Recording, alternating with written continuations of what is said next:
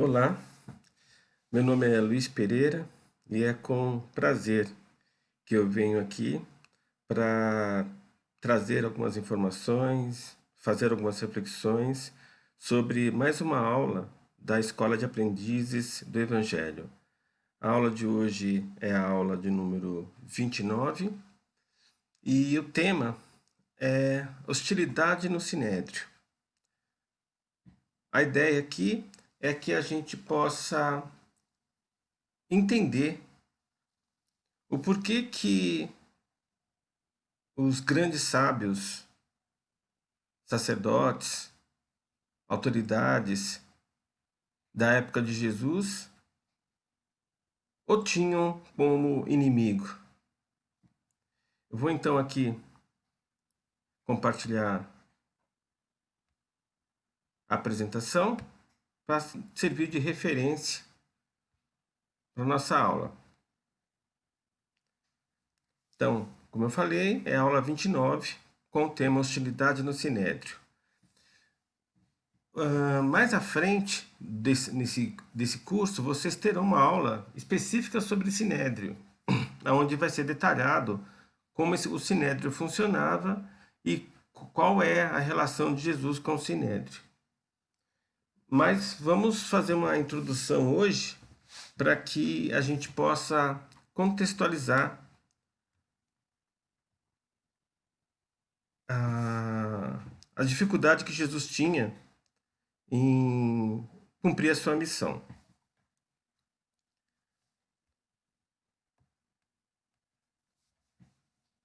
Eu vou começar essa aula de hoje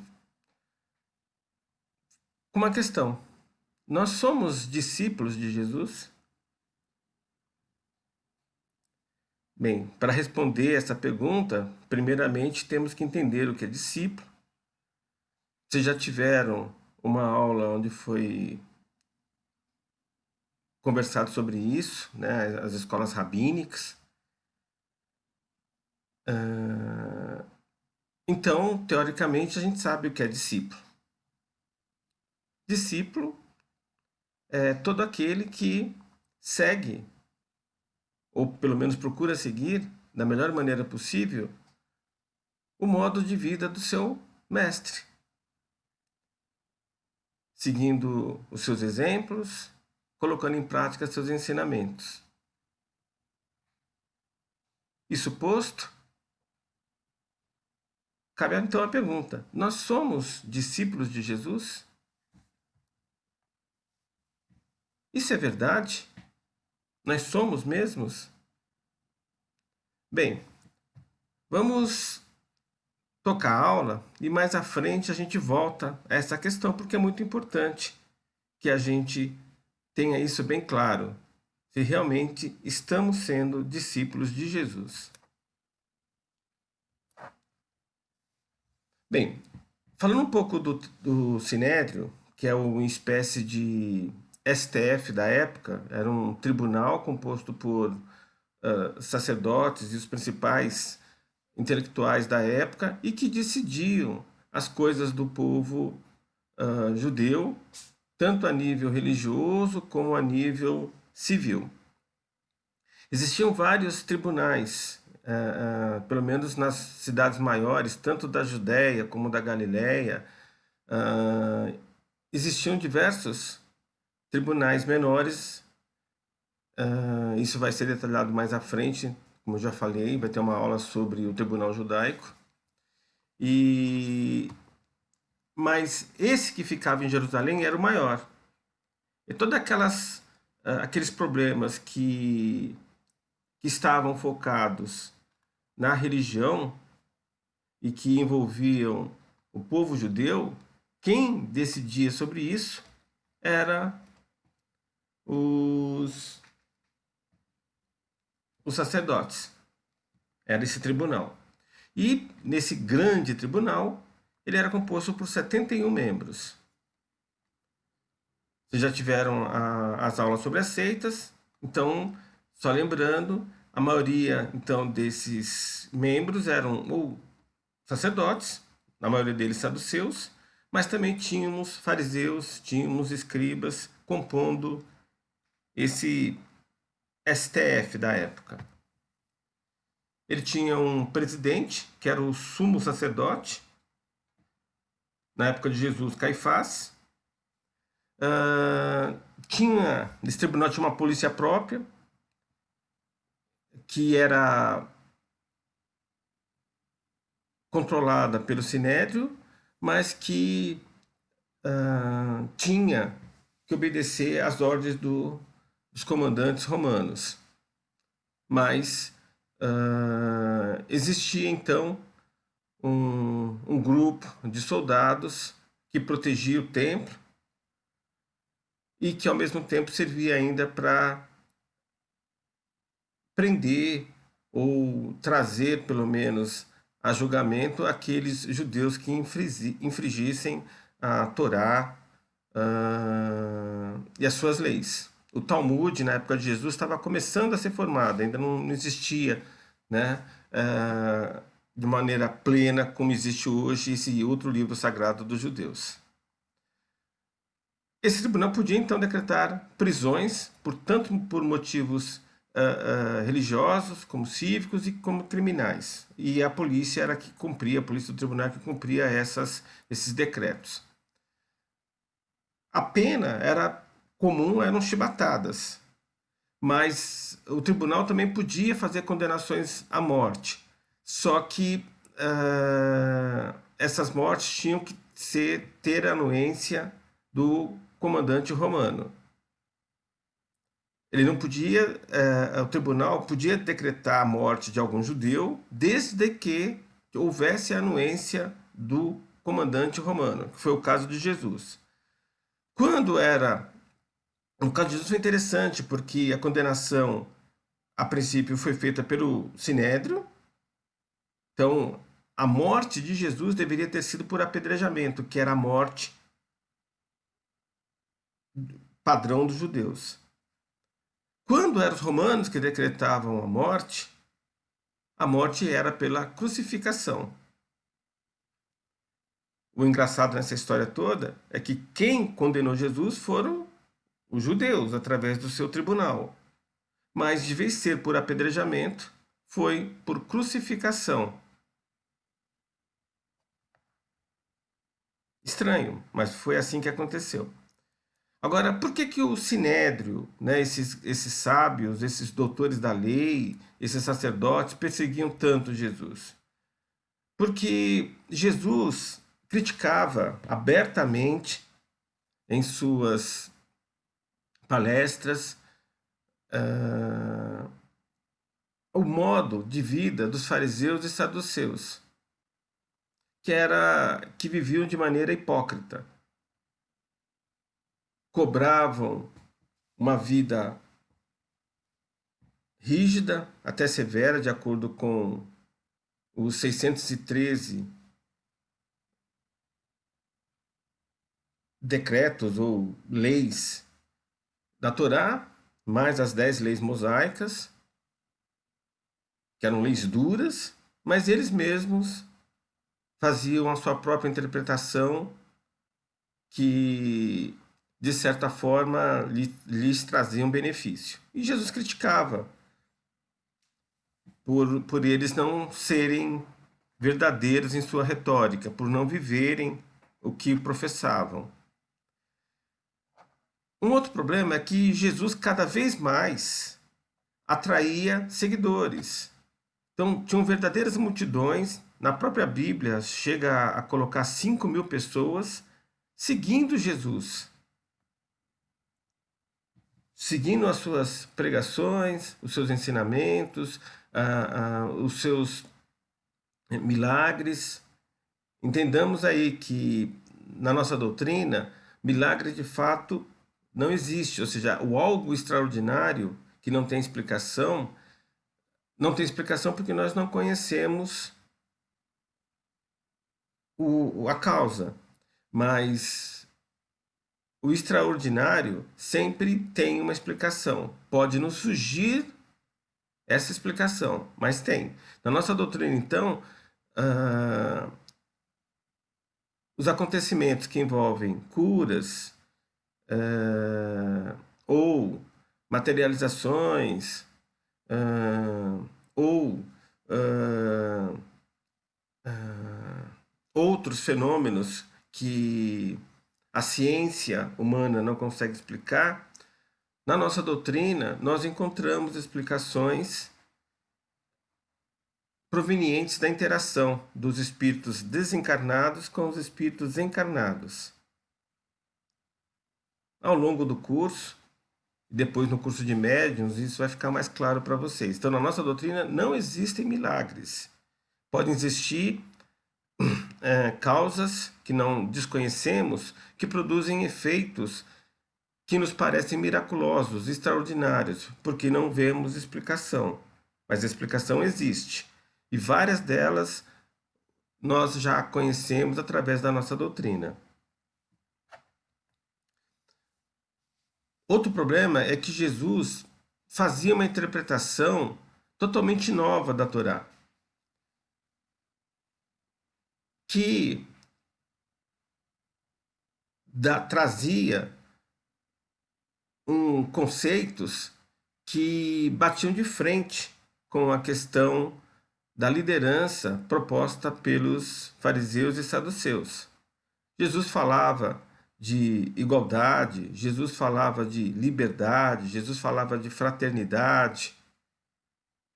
E isso incomodava a classe política e social mais elevadas da Judéia, como também incomodava os romanos.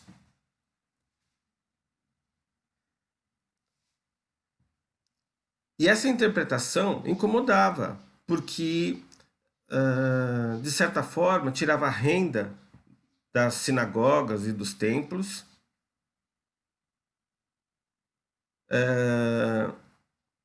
que eram provenientes das contribuições que os judeus faziam como tributo de graças que eles obtinham ou achavam que tinham obtido por intervenção divina.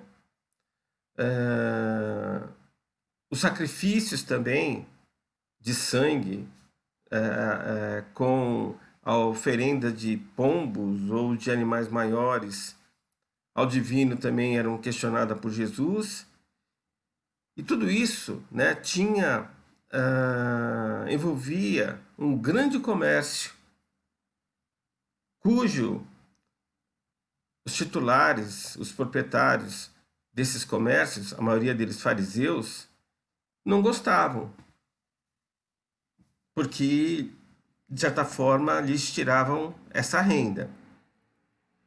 Ele também não era ortodoxo no seguimento dos costumes do povo judeu, por exemplo, de não trabalhar aos sábados, de não fazer nada aos sábados.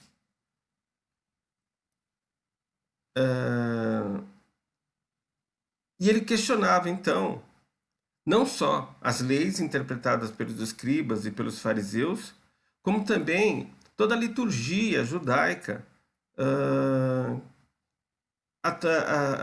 por causa do comércio que havia nos templos, tanto os pequenos como os maiores, em toda a Judéia e Galiléia. Isso incomodava também os sacerdotes. Então, questionava o poder do Sinédrio, que era esse grande tribunal, e questionava o poder de Roma. O poder do Sinédrio, o poder de Roma, justamente porque ele pregando a liberdade, tanto de culto, como de expressão, como de modo de viver, de certa forma pressionava não só os escribas através da interpretação, os sacerdotes por causa das liturgias, ou o sinédrio, né, porque é ele que regulava a aplicação das leis, como o próprio Roma. Como assim, né, os romanos pensavam? Todos possuem a mesma liberdade. Todos têm direito de ir e vir, de se expressar. Como assim igualdade? Todos somos iguais. Um romano é igual a um judeu? Então, esses questionamentos pegavam forte na classe mais alta do povo judeu,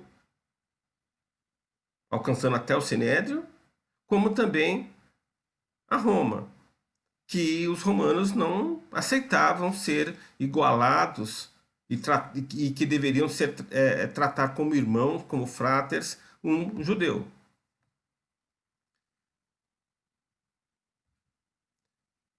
Só que, ao mesmo tempo que Jesus sofria por essa questão, pela perseguição, pelo modo como ele operava em toda a Galiléia e Judéia, ele também aumentava de popularidade, porque ele fazia curas, ele ensinava, realizava atos extraordinários, milagres.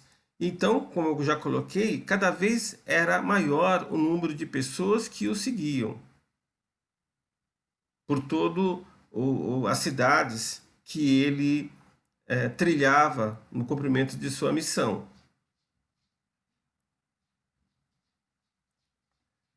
E por que Jesus tinha essa autoridade? Por que o povo seguia Jesus? E por que nós, então, que isso acaba se aplicando a nós, por que nós devemos também seguir Jesus? A explicação é fácil. Porque Jesus pregava, ensinava, palestrava com verdade.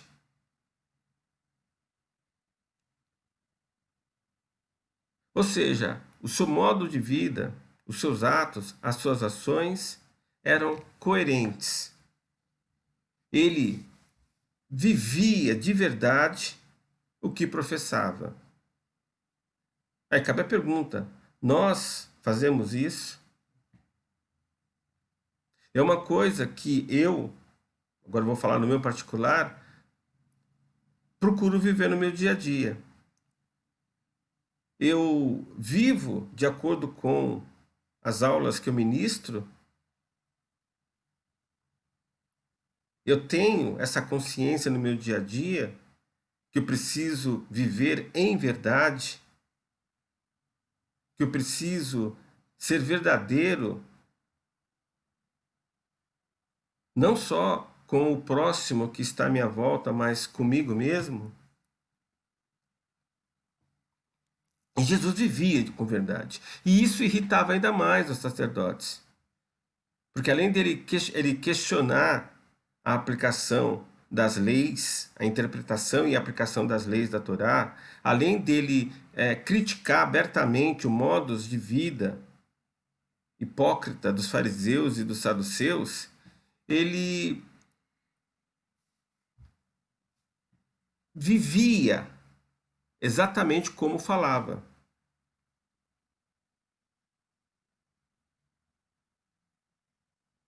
Quando ele coloca, não é o que entra pela boca que nos faz impuros, mas sim o que nós professamos, o que nós falamos, é porque as nossas obras falam por nós. Não é a nossa aparência, não é o nosso modus de vida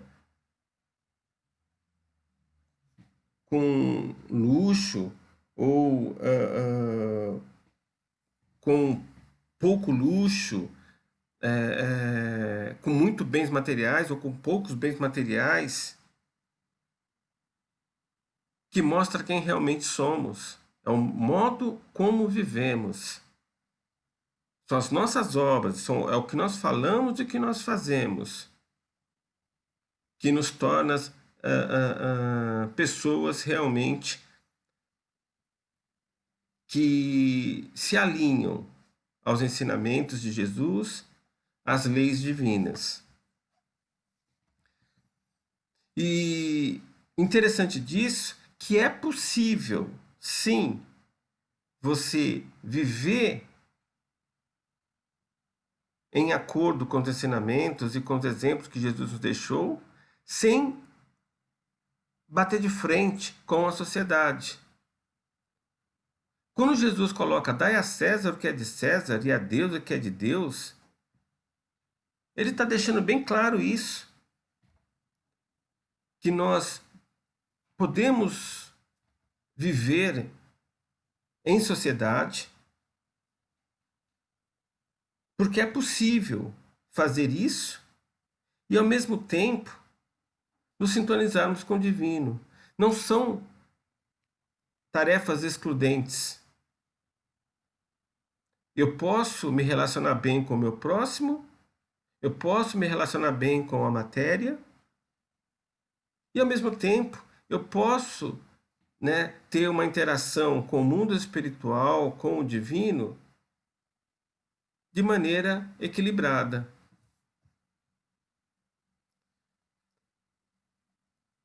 A doutrina que Jesus pregava, ele deixou claro isso em diversas passagens nos seus evangelhos,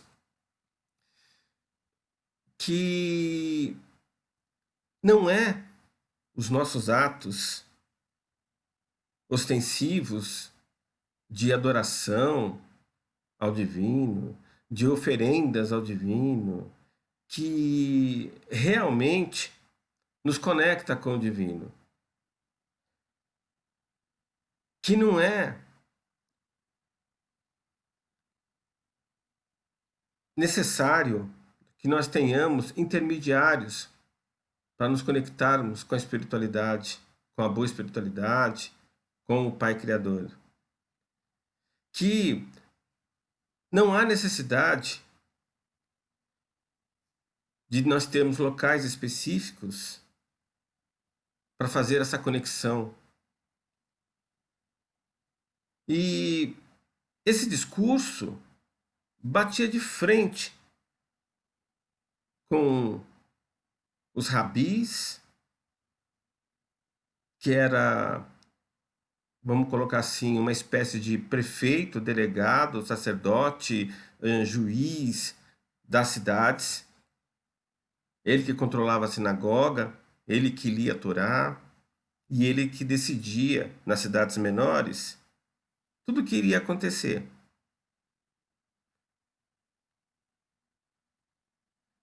Nas cidades maiores, você tinha aí os tribunais menores, os sinédrios menores, e na cidade de Jerusalém, você tinha o sinédrio maior. E você tinha o templo de Jerusalém. Você não tinha, na cidade de Jerusalém, você não tinha só as sinagogas, mais de uma. Você tinha também o templo. O segundo templo já da época de Jesus. E isso era complicado para toda a estrutura ritualística, litúrgica dos sacerdotes judeus e dos tribunais judaicos. Porque Jesus questionava tudo isso. Além dele pregar que todos judeus eram irmãos e por isso iguais perante ao divino, que todos eram livres, ele ainda dizia que não havia necessidade das sinagogas, dos templos, dos sacerdotes, dos ritos de oferenda, de sacrifícios. Jesus, é bom que a gente tenha esse conceito, não criou nenhuma igreja, nenhuma religião.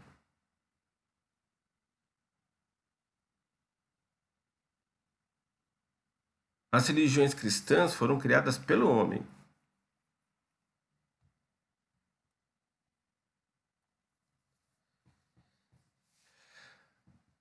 Maria de Magdala, também conhecida como Maria de Madalena,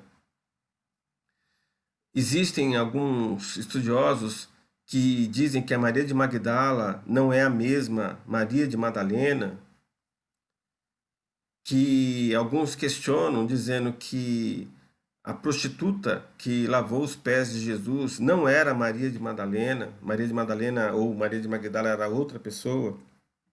Enfim, Existem muitos questionamentos, mas o que é mais importante é, tanto na prostituta, se era ou não Maria de Madalena, pouco importa, ao lavar os pés de Jesus e secar com seus próprios cabelos, como Maria de Madalena,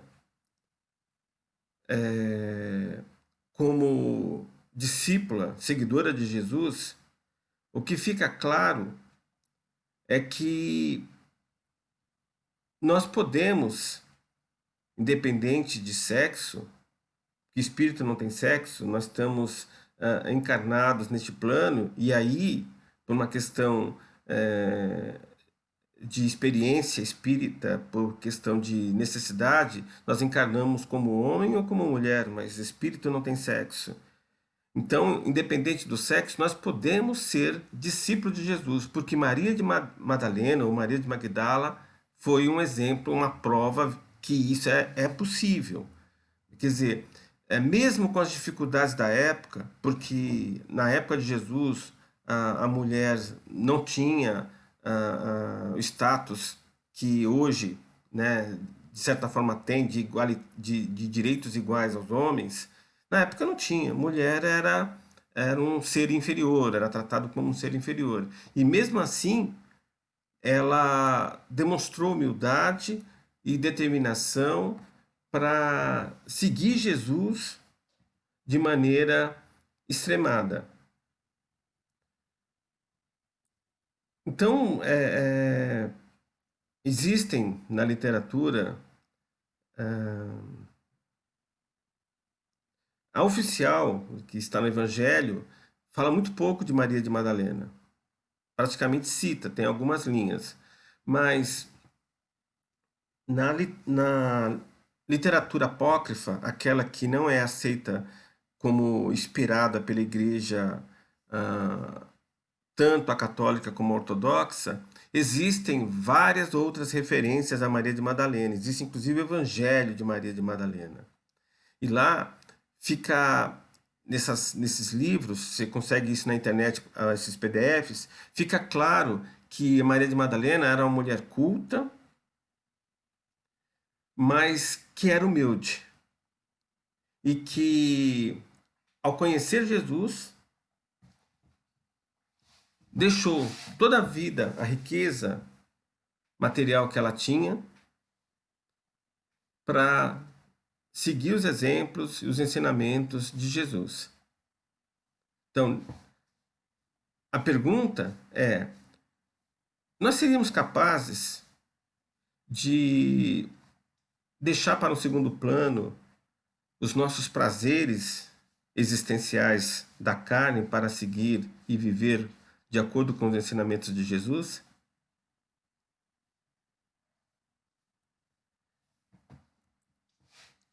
Bem, por tudo isso, pelo, pelo discurso de Jesus de igualdade, liberdade, fraternidade, pelo discurso de Jesus de que não havia necessidade de intermediários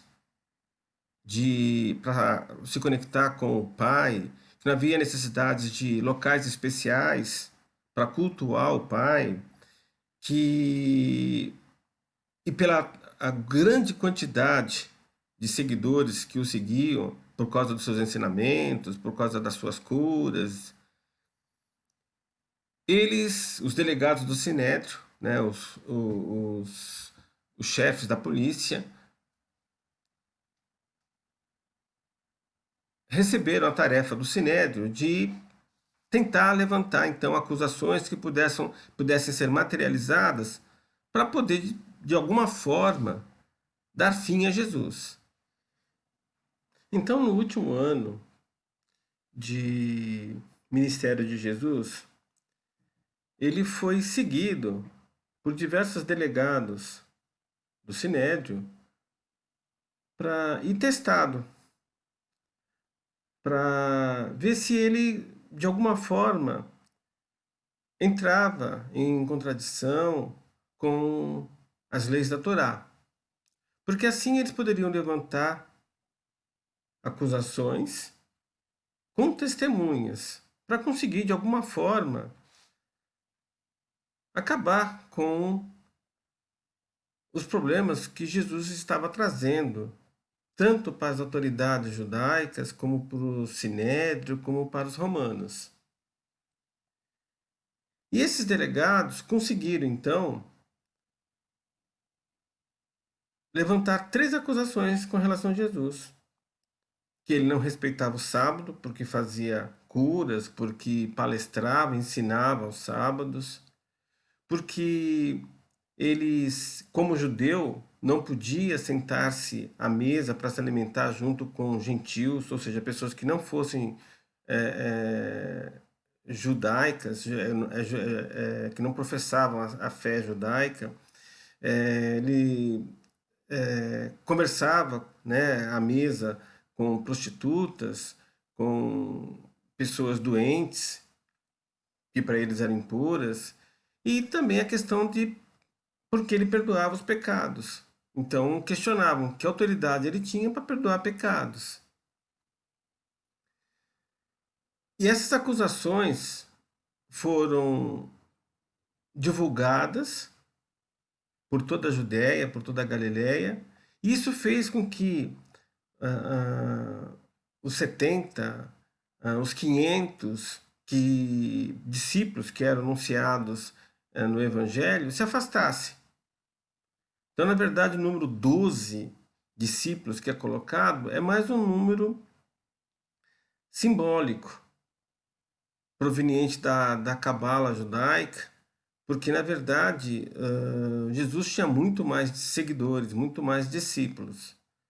Foi eleito 12, né, de acordo com a tradição cristã, por uma questão filosófica, por uma questão de tradição, por uma questão de, é,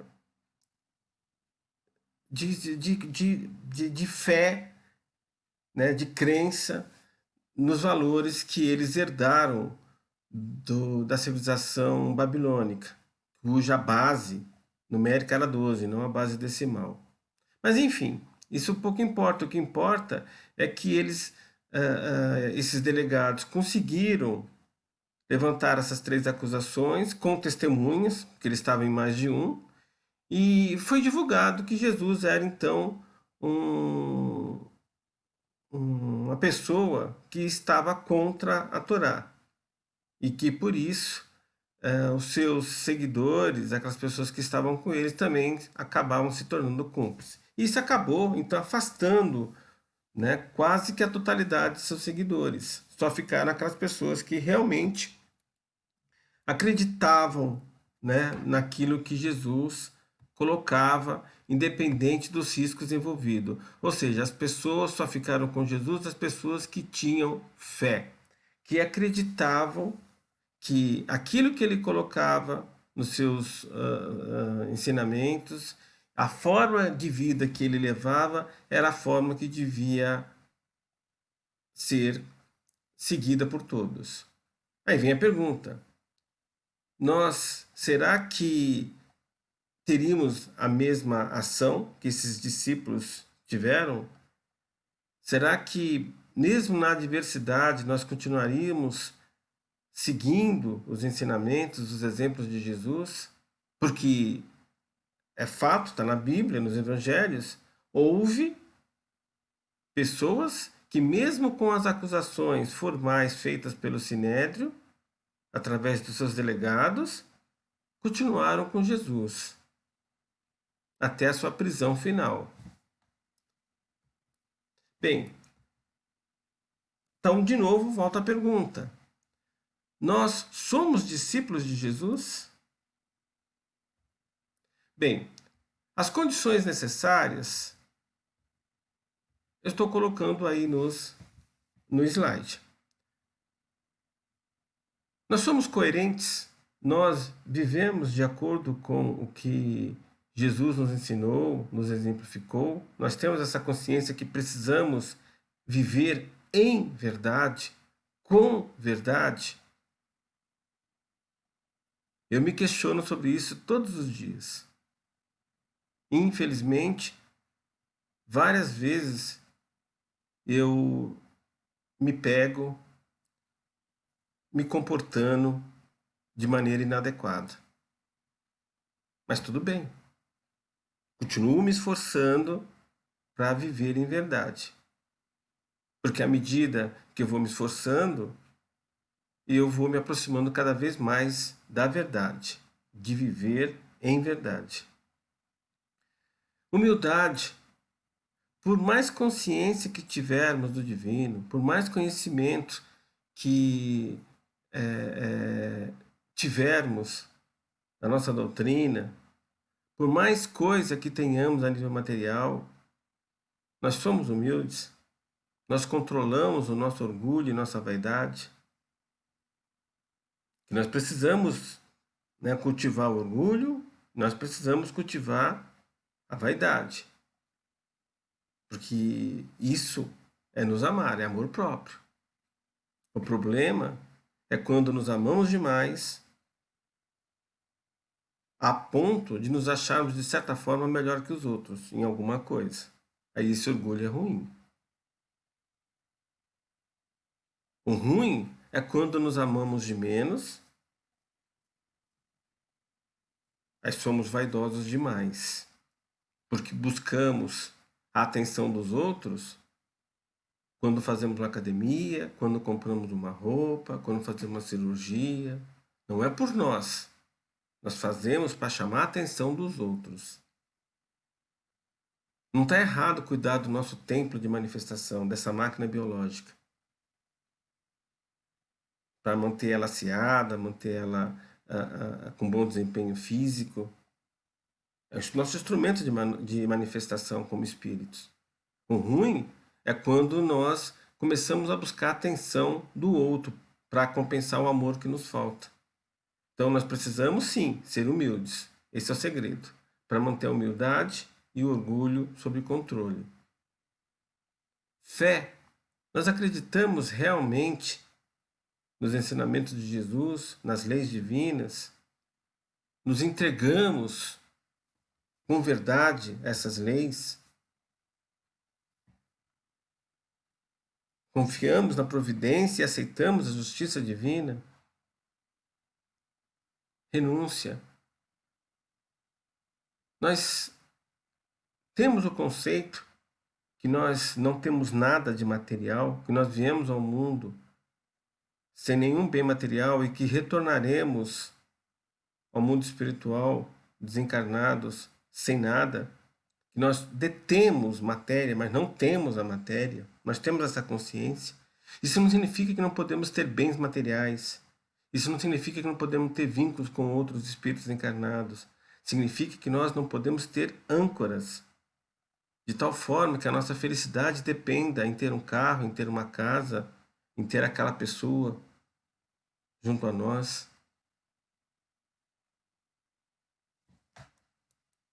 Mas tem mais condições que nós devemos buscar.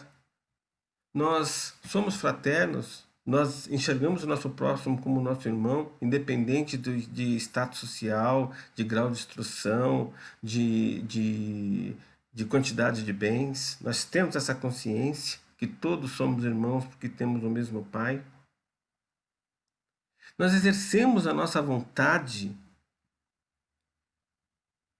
ou seja, nós fazemos corretamente, nós sentimos o que precisamos fazer, pensamos e agimos, ou nos comportamos como animais? Nós agimos primeiro, depois pensamos se nós agimos corretamente e depois sentimos.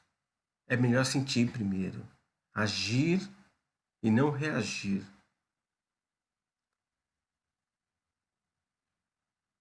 E a prática da caridade, que é o amor colocado na prática. Não adianta dizer que amo meu próximo. Eu demonstro isso. O amor é como uma plantinha. Eu preciso regá-la todos os dias, senão ela se dissolve. Então, essas condições, nós precisamos nos monitorar. Nós precisamos, para cumprir essas condições, sermos coerentes, viver em verdade, praticar humildade, cultivarmos a fé é construída, a gente não conquista de um dia para a noite, a gente constrói a fé. Ter consciência que não temos nada, só detemos. Não podemos criar vínculos com a matéria, que somos todos irmãos, que precisamos exercer a nossa vontade de sermos discípulos de Jesus, de seguirmos o nosso mestre, seus exemplos, praticando inclusive o amor. Não só na teoria, mas na prática, ou seja, fazendo a caridade. Melhor referência para tudo isso, Jesus. Ele colocou: eu sou o caminho, a verdade e a vida. Ninguém vai ao Pai senão por mim. Ninguém vai ao Pai, ao reino de Deus, se não seguir os meus ensinamentos, não viver de acordo com os meus exemplos. Está bem claro isso. Jesus é a nossa principal referência de caminhada evolutiva. Seguir o que Jesus nos colocou quando esteve aqui encarnado, que nos deixou como exemplo, como ensinamento, tem que ser o nosso projeto de vida. Nós podemos ter outros projetos, de ter família, de conseguir sucesso profissional, de conseguirmos realização interior, mas nós temos que ter como projeto de vida necessariamente como referência viver de acordo com os ensinamentos e os exemplos que Jesus nos deixou. Aqui eu coloco então a bibliografia de referência que pode ser utilizada para aprofundar o que aqui eu coloquei, e espero que tenha conseguido trazer a consciência correta que temos que ter para viver realmente como discípulos de Jesus. Viver em verdade. Bem, que todos tenham então uma grande semana, que todos possam viver de maneira que possamos realmente honrar o título de cristãos, sendo discípulos da melhor maneira que pudermos de Jesus. Que assim seja, graças a Deus.